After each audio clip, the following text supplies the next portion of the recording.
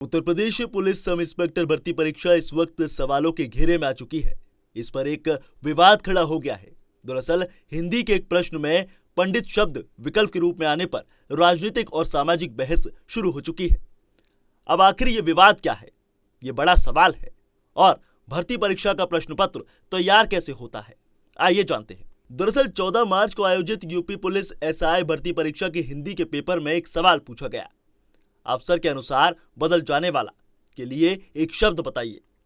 अब इस सवाल की 4 विकल्प दिए गए, जिसमें पंडित, अवसरवादी, निष्कपट और सदाचारी जैसे 4 ऑप्शन दिए गए। और बस यहीं से शुरू हुआ ये बड़ा विवाद।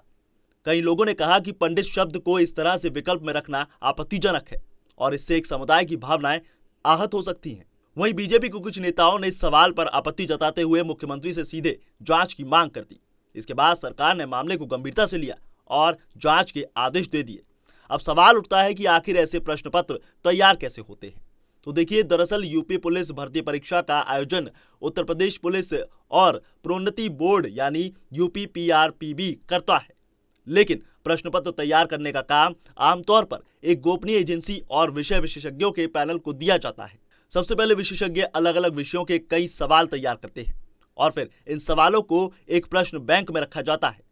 इसके बाद मॉडरेशन कमेटी इन सवालों की समीक्षा करती है ताकि कोई गलती या विवादित सवाल ना हो, और अंत में परीक्षा नियंत्रक और उच्च स्तरीय समिति अंतिम प्रश्न पत्र को मंजूरी देती है और फिर उसे सुरक्षित तरीके से प्रिंट करके परीक्षा केंद्रों तक पहुंचाया जाता है।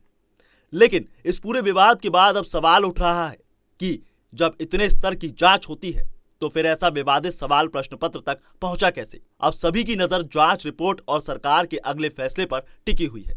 देखिए रिपोर्ट। आज जो प्रदर्शन किया जा रहा है, ये कल उत्तर प्रदेश में एसआई भर्ती की परीक्षा हुई है और उस परीक्षा के अंदर उसमें एक सवाल पूछा गया कि अवसर के अनुसार बदलने वाला, और उस ऑप्शन में एक ऑप्शन है पंडित। तो इस देश की सरकार है और इस प्रदेश की सरकार एकदम अंधी हो चुकी है और इस देश के अंदर संवैधानिक शोषण ब्राह्मणों का हो रहा है। अब ये अत्य हो गया कि ये आप देखिए कि प्रश्न पत्र में भी अवसर के अनुसार बदलने वाला ब्राह्मणों को, पंडितों को दिखाया जा रहा है।